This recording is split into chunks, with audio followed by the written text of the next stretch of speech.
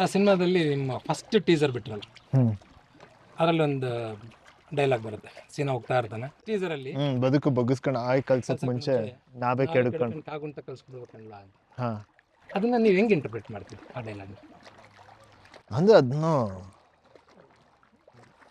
ಸುಮಾರು ಥರ ಇಂಟರ್ಪ್ರಿಟ್ ಮಾಡ್ಬೋದು. ಬಟ್ ಈ ಕ್ಯಾರೆಕ್ಟರ್ ಏನು ಹೇಳ್ತಿದೆ ಅಂದರೆ, ಜೀವನಕ್ಕೆ ನಾವು ಯಾವಾಗಲೂ ಪ್ರಿಪೇರ್ ಆಗಿರಬೇಕು.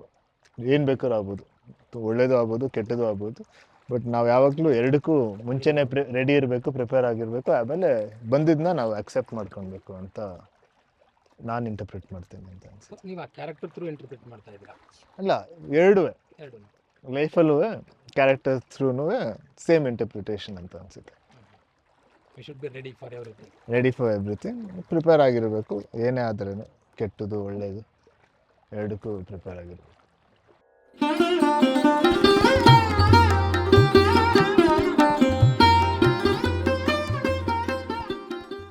ತೇಜು, ಧರ್ಮಣ್ಣ ಹೇಳಿ. ಚಂದ್ರ ಜೊತೆ 8 ವರ್ಷದ ಜರ್ನಿ ಇದೆ. 8ಕ್ಕಿಂತ ಜಾಸ್ತಿ ನಿಮ್ದು ಅದಕ್ಕಿಂತ ಮುಂಚೆ ಇತ್ತು.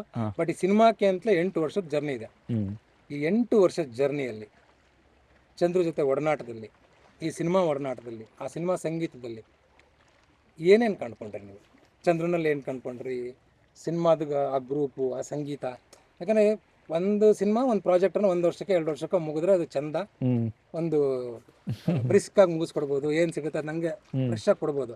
ಆದರೆ 8 ವರ್ಷ ಹೇಳ್ಕೊಂಬಂದಾಗ ಅದು ಮತ್ತೆ ಮತ್ತೆ ಕೂತ್ ಕೇಳಿದಾಗ ಇನ್ನೇನೋ ಕೊಡ್ಬೇಕಂತ ಅನ್ನಿಸ್ತಿರುತ್ತೆ, ಆದರೆ ಟಯರ್ಡ್ ಆಗುತ್ತೆ. ಈ ಪ್ರೋಸೆಸ್ಸಲ್ಲಿ ನಿಮ್ಗೆ ಏನೇನಾಯಿತು? ಸೊ ಇದು ಆ್ಯಕ್ಚುಲಿ ದೊಡ್ಡ ಕಥೆನೇ, ಹೇಳ್ಬೇಕು ಅಂತಂದರೆ ದೊಡ್ಡ ಕಥೆನೇ. ಅದನ್ನ ತುಂಬ ಸಂಕ್ಷಿಪ್ತವಾಗಿ ಏನು ಹೇಳ್ಬೋದು? ಎಲ್ಲದಕ್ಕಿಂತ ಹೆಚ್ಚಾಗಿ ಏನಂತಂದರೆ, ಈ ಇಷ್ಟು ದೊಡ್ಡ ಲೆಂತ್ ಆದಾಗ, ಅಂದರೆ ಒಂದು ಪ್ರೋಸೆಸ್ಸು ಎಲ್ಲರಿಗೂ ಟಯರ್ಡ್ನೆಸ್ ಬಂದೇ ಬರುತ್ತೆ. ಬಿಡಪ್ಪ ಸಾಕು, ಹಿಂಗೇನೋ ಅನ್ನೋ ಥರ, ಏನು ಮಾಡ್ತಿದ್ದೀವಿ ಅನ್ನೋ ಥರ ಹಿಂಗೇನೋ ಬರುತ್ತೆ. ಬಟ್ ಇಲ್ಲಿ ತನಕ ಫಿಲಮ್ಮು ಏನಕ್ಕೆ ಕ್ಯಾರಿ ಆಗಿದೆ ಅಂತಂದರೆ, ಒಂದೇ ವಿಷಯ ಏನಂತಂದರೆ, ಚಂದ್ರು ಒಬ್ಬ ವ್ಯಕ್ತಿಯಾಗಿ ಅವ್ನ ಕ್ಯಾರೆಕ್ಟರ್ ಹೆಂಗೆ ಅಂತಂದರೆ, ಸಖತ್ ಎನರ್ಜಿ, ಹೈ ಎನರ್ಜಿ ಕ್ಯಾರೆಕ್ಟರ್ ಅದು. ಅವರು ಸಿನಿಮಾ ಶುರುವಾದಾಗಿಂದ ಹಿಡಿದು ಇಲ್ಲಿವರೆಗೆ ಇಷ್ಟು ವರ್ಷ ಅದೇನು ಬಿಗಿನಿಂಗಲ್ಲಿ ಎನರ್ಜಿ ಇಟ್ಕೊಂಡಿದ್ರು, ಈಗಲೂ ಅದೇ ಎನರ್ಜಿ ಇಟ್ಕೊಂಡಿದ್ದಾರೆ. ಅದು ಈಗ ನಂದು ಒಂಥರ ಬೇರೆ ಥರ ಕ್ಯಾರೆಕ್ಟ್ರು. ನಾನು ಸ್ವಲ್ಪ ಇದಾಗಿರ್ತೀನಿ, ಅಂದರೆ ತುಂಬ ಓವರ್ ಎಕ್ಸ್ಪ್ರೆಸ್ ಮಾಡಲ್ಲ ಏನುವೆ. ಈ ತುಂಬ ಈಗ ಎಕ್ಸೈಟಿಂಗಾಗಿ ಯಾವುದೋ ಒಂದು ಒಳ್ಳೆ ಸಿಚುಯೇಷನ್ ಹೇಳಿದ್ರು ನಾನು ಅದನ್ನು ಎಕ್ಸೈಟಿಂಗಾಗಿ ರಿಯಾಕ್ಟ್ ಮಾಡಲ್ಲ. ಅದು ಎಕ್ಸೈಟ್ಮೆಂಟ್ ನನ್ನ ಒಳಗಡೆ ಇರುತ್ತೆ. ಸೊ ಈ ಥರ ಅವ್ರಿಗೂ ನನಗೂ ತುಂಬ ಚರ್ಚೆಗಳಾಗಿದೆ. ಏನು ಪೂರ್ಣ ನಾನು ಹೇಳಿದ್ರೆ ಹಿಂಗೇನ, ಆ ಎಕ್ಸೈಟ್ಮೆಂಟು ನನಗೇನಂತಂದರೆ, ಅದನ್ನು ನನ್ನ ಮ್ಯೂಸಿಕ್ ಮೂಲಕ ಹೆಂಗೆ ತರ್ಬೋದು ಅನ್ನೋದನ್ನು ಕ್ಯಾರಿ ಮಾಡ್ತಿರ್ತೀನಿ. ಸೊ ಅದು ಅಲ್ಲಿ ಬಂದಾಗಲೇ ಚಂದ ಅನ್ನೋದು ನನ್ನಿದು. ಈ ಥರದ್ರಲ್ಲಿ ಒಂಥರ ತುಂಬ ನನಗೂ ಅವ್ರಿಗೂ ಡಿಸ್ಕಷನ್ಸ್ಗಳಾಗಿದೆ, ಮತ್ತು ತುಂಬಾ ದೊಡ್ಡ ಜರ್ನಿ. ಆಮೇಲೆ ಎಸ್ಪೆಷಲಿ ಈ ಪ್ರೋಸೆಸ್ಗಳಲ್ಲಿ ಚಂದ್ರು ಸಡನ್ನಾಗಿ ಇದ್ದಕ್ಕಿದ್ದಂಗೆ ಬರೋರು ಸ್ಟುಡಿಯೋಗೆ ಬಂದ್ಬಿಟ್ಟು ಇನ್ಯಾವುದೋ ಕತೆ ಹೇಳ್ಬಿಡೋ, ಯಾವುದೋ ನಮ್ಮದು ನಿಂತೋಗಿತ್ತು ಮಧ್ಯ ಪಿಕ್ಚರು ಒಂದಷ್ಟು, ಇನ್ನೇನೋ ಕತೆ ಹೇಳೋರು, ಇನ್ನೇನಕ್ಕೋ ಬರೋರು, ಏನೇನೋ ರ್ಯಾಂಡಮಾಗಿ ವಿಷಯಗಳು ಹೇಳೋರು. ಅಂದರೆ ಅದು ನನಗನ್ಸಿದ್ದೇನಂತಂದರೆ, ಒಂದು ನಮ್ಮನ್ನ ಮೋಟಿವೇಟ್ ಮಾಡೋರು, ಇಡೀ ಟೀಮ್ನ ಮೋಟಿವೇಟ್ ಮಾಡಿ ಇಟ್ಕೊಳ್ಳೋರು. ಇದೇನೋ ಇದಾಗ್ಬಿಡುತ್ತೇನೋ, ಇವ್ರ ಎನರ್ಜಿ ಬಿದ್ದೋಗುತ್ತೇನೋ ಅನ್ನೋ ಥರ. ಅದು ಒಂದು ಪ್ರೋಸೆಸ್ಸು. ಇನ್ನು ಸ್ವಲ್ಪ ದಿನ ಆದಮೇಲೆ ನನಗೆ ಅನ್ನಿಸ್ತು ಏನಂದರೆ, ಇದು ನಮ್ಮನ್ನು ಮೋಟಿವೇಟ್ ಮಾಡ್ತಿಲ್ಲ, ಅವ್ರು ಸೆಲ್ಫ್ ಮೋಟಿವೇಟ್ ಮಾಡ್ಕೊತಿದ್ದಾರೆ ಅನ್ಸೋಕ್ಕೆ ಶುರು ಆಯಿತು. ಅಂದರೆ ಅದು ಎಷ್ಟು ಇದಿರುತ್ತೆ ಅಂತಂದರೆ, ಸೆಲ್ಫ್ ಮೋಟಿವೇಶನ್ ಮಾಡ್ಕೋಬೇಕು, ಬೇರೆ ಟೀಮ್ನ ಮೋಟಿವೇಟ್ ಮಾಡಬೇಕು. ಇಡೀ ಅಂದರೆ ಎನರ್ಜಿನ ಕ್ಯಾರಿ ಮಾಡೋದಿದೆಯಲ್ಲ, ಅದು ತುಂಬಾ ದೊಡ್ಡ ಕೆಲಸ. ಮತ್ತು ಡೈರೆಕ್ಷನ್ನು ಮತ್ತು ಈ ಫಿಲಮ್ ಮೇಕಿಂಗ್ ಎಲ್ಲ ಏನು ತುಂಬ ಒಂದು ದೊಡ್ಡ ವಿಷಯ ಅದು ಆ್ಯಕ್ಚುಲಿ. ಬಟ್ ಅದಕ್ಕಿಂತ ದೊಡ್ಡ ವಿಷಯ ಏನಂತಂದರೆ, ಈ ಒಂದು ಸಬ್ಜೆಕ್ಟ್ನ ಇಷ್ಟು ವರ್ಷ ಕ್ಯಾರಿ ಮಾಡೋದು, ಅದನ್ನು ತುಂಬ ಅದ್ಭುತವಾಗಿ ಮಾಡ್ಕೊಂಡು ಬಂದಿದ್ದಾರೆ. ಇದುವರೆಗೂ ಆ ಎನರ್ಜಿ ಬಿದ್ದಿಲ್ಲ. ಅದು ವಿಶೇಷನೇ. ಫಿಲಮಿಂದ ಹೊರತಾಗಿ ಫಿಲಮ್ ಮಾಡ್ತೀವಿ, ಅದು ಹೆಂಗಾಗುತ್ತೋ ಬಿಡುತ್ತೋ ಅದು ಬೇರೆ ವಿಷಯ. ಬಟ್ ಪ್ರೋಸೆಸ್ಸಲ್ಲಿ ನನಗೆ ಅದು ತುಂಬ ನನಗೆ ಅನಿಸಿದ್ದು, ಮತ್ತು ನನಗೆ ಅದನ್ನು ಅಮೇಝಿಂಗ್ ಅನಿಸಿದ್ದು ಆ್ಯಕ್ಚುಲಿ. ಏನಪ್ಪ ಈ ವ್ಯಕ್ತಿ ಈ ಥರ ಇದು ಅನ್ನೋ ಥರ. ಹಂಗಾಗಿ ಆವರಿಸ್ಕೊಂಡ್ಬಿಡ್ತಾರೆ ಅವರು.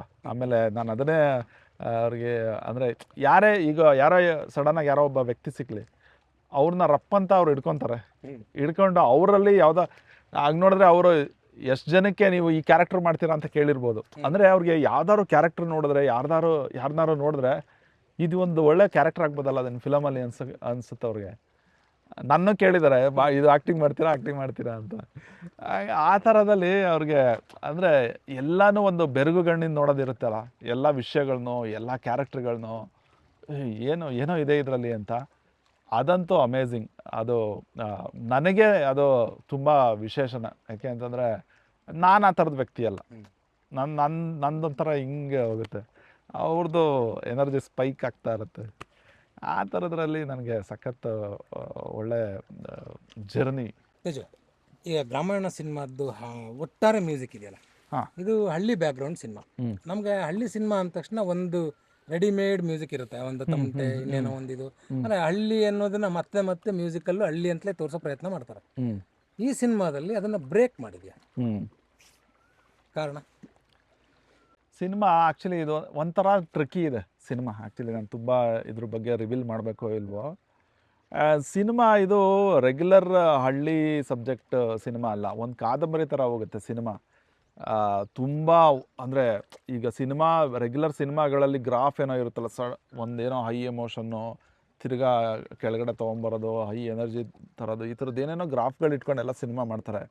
ಬಟ್ ಇದು ಚಂದ್ರು ಅವ್ರದ್ದು ಬೇರೆ ಗ್ರಾಮರಲ್ಲೇ ಸಿನಿಮಾ ಮಾಡಿರೋದು. ಅದೊಂಥರ ತಣ್ಣಗೆ ಏನೋ ಹೇಳ್ಕೊಂಡು ಹೋಗ್ತಾ ಇರುತ್ತೆ. ಸಿನಿಮಾದ ಏನು ಫಾರ್ಮುಲಾಗಳಿದೆ ಅದನ್ನು ಬ್ರೇಕ್ ಮಾಡಿರುವಂಥ ಸಿನಿಮಾ. ಸೊ ಆ ಥರದ್ದು ಇದ್ದಾಗ ನಮಗೆ ಮ್ಯೂಸಿಕಲ್ಲಿನೂ ಅದನ್ನು ಎನ್ಹಾನ್ಸ್ ಮಾಡೋದಿರುತ್ತೆ. ಅಂದರೆ ಸಿನಿಮಾ ಹಂಗೆ ಹೋದಾಗ ಮ್ಯೂಸಿಕ್ಕು ಕಾಂಟ್ರಾಸ್ಟಾಗಿ ನಾವು ಅದನ್ನು ಟ್ರೈ ಮಾಡಬೇಕು ಅನ್ನೋದು ಒಂದು ಉದ್ದೇಶ. ಮತ್ತು ಈಗಿನ ಟ್ರೆಂಡ್ಗೆ ಇರಬೇಕು. ಸಿನಿಮಾ ಫೈನಲಿ ಏನೇ ವಿಷಯ ಏನೇ ಇದೆ ಹೇಳಿದ್ರು ಕಮರ್ಷಿಯಲ್ ಸಿನಿಮಾ ಅನ್ನೋದು. ಸೊ ಈಗಿನ ಕಮರ್ಷಿಯಲ್ ಆಡಿಯನ್ಸ್ಗೆ ಏನು ಬೇಕೋ ಅದನ್ನು ನಾವು ಮ್ಯೂಸಿಕಲ್ಲಿನೂ ಕೊಡಲೇಬೇಕು. ಅದನ್ನು ದೃಷ್ಟಿನಲ್ಲಿ ಇಟ್ಕೊಂಡು ಆ ಫೈಟ್ಗಳಾಗಿರ್ಬೋದು, ಹೀರೋ ಎಂಟ್ರಿಗಳಾಗಿರ್ಬೋದು, ಎಲ್ಲನೂ ಒಂದೇನೋ ಒಂದು ಬೇರೆ ಫ್ಲೇವರ್ ಥರಕ್ಕೆ ಟ್ರೈ ಮಾಡಿದ್ದೀನಿ. ನೋಡೋಣ ಹೆಂಗೆ ತಗೊಂತಾರೆ ಅಂತ. Thank you Teju, thank you, okay all the best. Thank you ನಿಮ್ಮ ಮುಂದಿನ ಎಲ್ಲ ಪ್ರಾಜೆಕ್ಟ್ಗಳು ಸಕ್ಸಸ್ ಆಗಲಿ. Thank you Dharmanna, thank you. ನಿಮಗೆ ಮುಂದೆ ಯಾವುದಾದ್ರೂ ಒಂದು ಪಾತ್ರ ಸಿಕ್ಕತ್ತೆ ಅನ್ನೋದಾದರೆ ನೀವು ನಿರೀಕ್ಷೆ ಮಾಡುವಂಥ ಪಾತ್ರ ಯಾವುದು? ನಿರೀಕ್ಷೆ ಅನ್ನೋದಕ್ಕಿಂತ ನನಗೆ ಯಾವುದೇ ಪಾತ್ರ ಬಂದ್ರೂ ಕೂಡ ನಾನು 100% ದಿ ಬೆಸ್ಟ್ ನಾನು ಕೊಡೋದಕ್ಕೆ ಟ್ರೈ ಮಾಡ್ತೀನಿ. ನನಗೆ ಮೈಥಾಲಜಿಕಲ್ ಪಾತ್ರಗಳು ಒಂದು ಸತಿ ಮಾಡಬೇಕು ಅಂತ ತುಂಬ ಆಸೆ. ಸೊ ಆ ಥರದ್ದು ಒಂದು ಪಾತ್ರ ಬಂದರೆ. ಮೈಥಾಲಜಿಕಲಲ್ಲಿ ಯಾವ ಪಾತ್ರ ನಿಮ್ಮನ್ನು ಕಾಡಿದೆ? ಇದಾವಲ್ಲ ನಮ್ಮ ಎಂತೆಂಥ ಪಾತ್ರಗಳಿದಾವೆ, ತುಂಬ ಪಾತ್ರಗಳಿದ್ದಾವೆ. ಬಟ್ ಇಂಥದ್ದೇ ಮಾಡಬೇಕು ಅಂತ ನನ್ನ ತಲೆಯಲ್ಲಿ ಯಾವುದೂ ಇನ್ನೂವರೆಗೂ ನಾನು ಸೆಟ್ ಮಾಡ್ಕೊಂಡಿಲ್ಲ. ಬಟ್ ಆ ಒಂದು ಬ್ಯಾಕ್ಗ್ರೌಂಡಲ್ಲಿ ಆ ಒಂದು ಇದರಲ್ಲಿ ಮಾಡಬೇಕು ಅಂತ, ಕ್ಯಾರೆಕ್ಟರ್ ಸಿಕ್ಕರೆ ಮಾಡಬೇಕು ಅಂತ.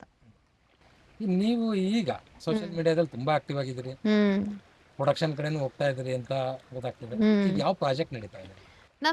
ನಮ್ದಂದ್ರೆ ನನ್ನ ಸಿಸ್ಟರ್ ಪ್ರೊಡಕ್ಷನ್ ನೋಡ್ಕೊಳ್ತಾರೆ. ಸೊ ಅದ್ರಲ್ಲಿ ನಮ್ಮದು ಕಲರ್ಸಲ್ಲಿ ಒಂದು ಮುದ್ದು ಸೊಸೆ ಅಂತ ಬರ್ತಾ ಇದೆ. ಸ್ಟಾರ್ ಸುವರ್ಣದಲ್ಲಿ ಗೌರಿಶಂಕರ ಅಂತ 2 ಸೀರಿಯಲ್ ಬರ್ತಾ ಇದೆ. ಸೊ ಇವು 2 ಸೀರಿಯಲ್ ಸದ್ಯಕ್ಕೆ ನಡೀತಾ ಇದೆ. ಆಮೇಲೆ ವೆಬ್ ಸೀರೀಸ್ ಒಂದಷ್ಟು ಪ್ಲಾನ್ ಮಾಡ್ತಾ ಇದೆ. ಸಿನಿಮಾ ಯಾವ ನಡೀತಾ ಇದೆ? ಸಿನಿಮಾ ಈಗ ಸದ್ಯಕ್ಕೆ ಇನ್ನೂ ಮಾಡ್ತಾ ಇಲ್ಲ, ಬರೀ ಸೀರಿಯಲ್ಲು ವೆಬ್ ಸೀರೀಸ್ ಅಷ್ಟೇ. ಮುಂದೆ ಸಿನಿಮಾ ಮಾಡೋ ಪ್ಲಾನ್ ಏನಾದರೂ? ಗೊತ್ತಿಲ್ಲ. ಸಿನಿಮಾ ಮಾಡೋದು ಅಷ್ಟು ಈಸಿ ಅಲ್ಲ, ತುಂಬ ಕಷ್ಟ. ಸೊ ನೋಡೋಣ.